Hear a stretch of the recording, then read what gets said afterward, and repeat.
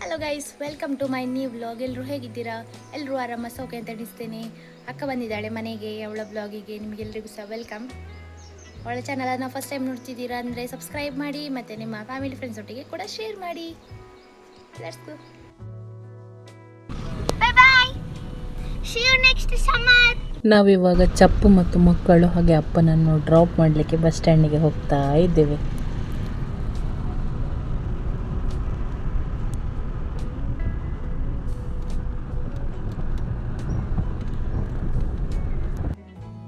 ಬೆಳಿಗ್ಗೆ ಬೇಗ ಎದ್ದು ತಿಂಡಿ ಎಲ್ಲ ಪ್ರಿಪೇರ್ ಮಾಡಿ ಚಪ್ಪನವರನ್ನು ಕಳಿಸಲಿಕ್ಕೆ ತಿಂಡಿ ಎಲ್ಲ ರೆಡಿ ಮಾಡಿದೆ. ಸೊ ರೆಡಿ ಮಾಡಿದ್ಮೇಲೆ ಬಸ್ ಸ್ಟ್ಯಾಂಡಿಗೆ ಬಂದಿದ್ದೇನೆ ಈಗ. ಸೊ ಅವರನ್ನು ಬಸ್ಸಿಗೆ ಬಿಡಲಿಕ್ಕೆ ಬಸ್ಸಲ್ಲಿ ಸೀಟ್ ಸಿಕ್ಕಿತ್ತು, ಬಸ್ಸಲ್ಲಿ ಹತ್ತಿ ಕೂತಿದ್ದಾರೆ ಅವರಿಗೆ. ಬೈ ಬೈ ಬಂಗಲಿ, ಫೋನ್ ಮಾಡು ಮತ್ತೆ ನನಗೆ. ಅದೀಗ ಹಾಕುದಾ? ಇವರು ಕೂಡ ಸುಳ್ಳೆ ಹಾಸ್ಪಿಟಲ್ಗೆ ಹೊರಟಿದ್ದಾರೆ. ಸೊ ಪುಳ್ಳಿ ಹತ್ರ ಮಾತಾಡ್ಲಿಕ್ಕೆ ಬಂದದ್ದು ನೋಡಿ. ಮೇಲೆ ಬಸ್ ಸಿಗಲಿಲ್ಲ ಅಂತೆ, ಹಾಗೆ ಇಲ್ಲಿ ಬಂದಿದ್ದಾರೆ. ಹಾಂ ವೈ ತೀಗ ಅನ್ಸೋಸ 3 ಸೀಟು ಹೊಸ.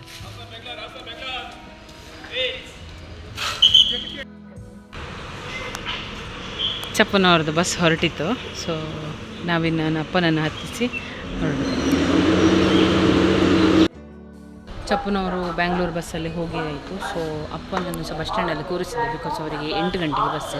ಸೊ ಈಗ 7:30 ಆದಷ್ಟೇ, ಹಾಗೆ 8 ಗಂಟೆ ತನಕ ಅವರಲ್ಲಿ ವೆಯ್ಟ್ ಮಾಡ್ತಾರಂತೆ. ಇನ್ನು ನಾನು ಸೀದಾ ಮನೆಗೆ ಹೋಗೋದು. ಮನೆಯಲ್ಲಿ ಹೋಗಿ ಸ್ವಲ್ಪ ಹೂಗಿಡೆಲ್ಲ ನೆಡಲಿಕ್ಕೆ ಉಂಟಿರುತ್ತೆ, ಹೋಗ್ತಾ ಇದ್ದೀನಿ ಈಗ. ಇದು ನಾವು ಸಣ್ಣ ಇರುವಾಗದಿಂದಲೇ ಇಲ್ಲಿ ಇರುವಂತಹ ಒಂದು ಹೋಟೆಲ್. ಸೊ ಇಲ್ಲಿಂದ ಈಗ ನಮ್ಮ ಮನೆಗೆ ನಾವು ತಿಂಡಿಯನ್ನು ತಗೊಂಡು ಹೋಗುವ ಅಂತ. ಆ್ಯಕ್ಚುಲಿ ಮನೇಲಿ ಮಾಡಿದ್ದುಂಟು, ಅನುಷನಿಗೆ ಏನಾದರೂ ಒಂದು ಸ್ಪೆಷಲ್ ತೊಗೊಂಡು ಹೋಗುವ ಅಂತ ಬಂದಿದ್ದೇವೆ.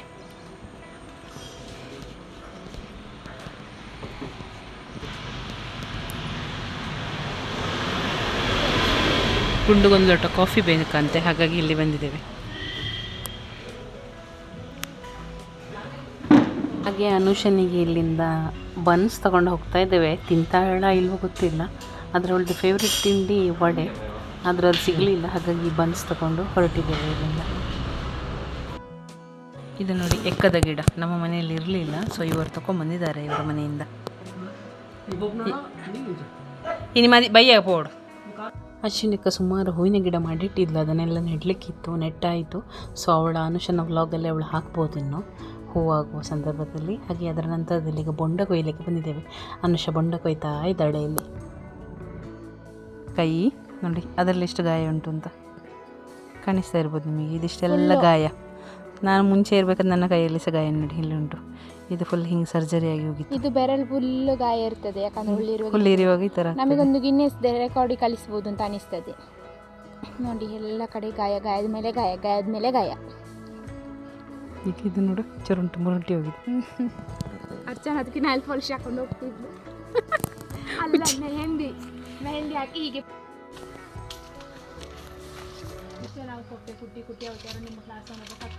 ಅಭಿಷೇಕ್ ಕೊಕ್ಕೆ ಕುಟ್ಟಿದಲ್ಲ, ಅವನು ಅರ್ಧ ಮರಕ್ಕೆ ಹತ್ತಿ ತೀರಿ ಹೋದ್ದು.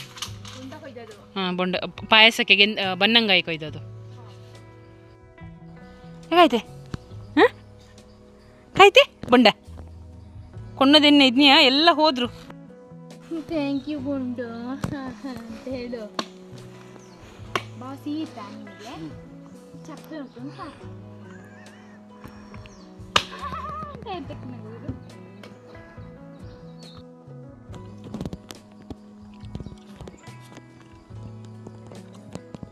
ಜಿಂಕೆ ಜಿಂಕೆ ಮಲಿನ ಕುಂದ ಚಂಬುಜಾ ಶಂಭುಜಾ ಶಂಭುಜಾ ಚಂಬುಜಾ ಮುರ್ರ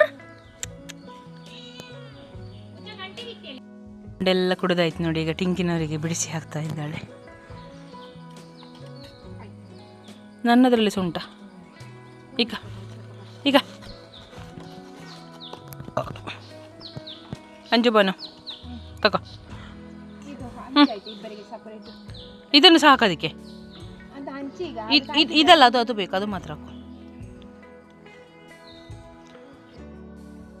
ಹೂವಿನ ಗಿಡ ಎಲ್ಲ ನೆಡಲಿಕ್ಕಿತ್ತು, ನಟ್ಟು ಊಟ ಮಾಡಿ ಸ್ವಲ್ಪ ರೆಸ್ಟ್ ಮಾಡಿ ಈಗ ನಾವು ಮತ್ತೆ ನಮ್ಮ ಮನೆಗೆ ಮಂಗಳೂರಿಗೆ ಹೊರಡ್ತಾ ಇದ್ದೇವೆ.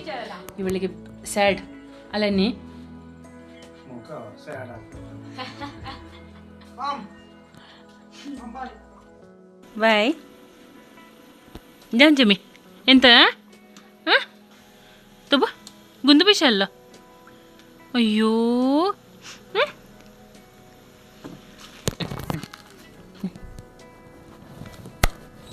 ಬಾಯ್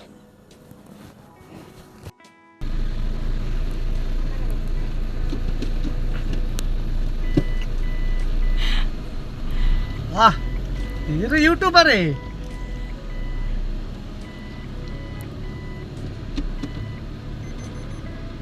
ಅಲ್ಲಿ ಕೂತಿದ್ದಾನೆ ನೋಡಿ ಚಿಂಕಿ, ಅವನಿಗೆ ಗೊತ್ತಾಯಿತು.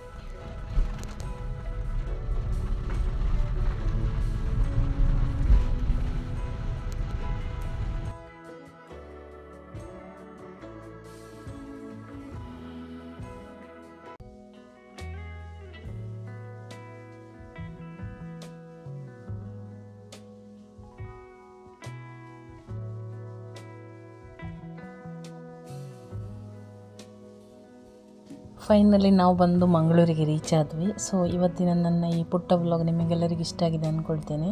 ಇಷ್ಟ ಆಗಿದರೆ ಲೈಕ್ ಮಾಡಿ, ಶೇರ್ ಮಾಡಿ, ಕಮೆಂಟ್ ಮಾಡಿ. ಹಾಗೆ ಚಾನಲ್ಗೆ ಹೊಸೊಬ್ಬರಾಗಿದ್ದರೆ ಸಬ್ಸ್ಕ್ರೈಬ್ ಮಾಡೋದನ್ನು ಮರಿಬೇಡಿ.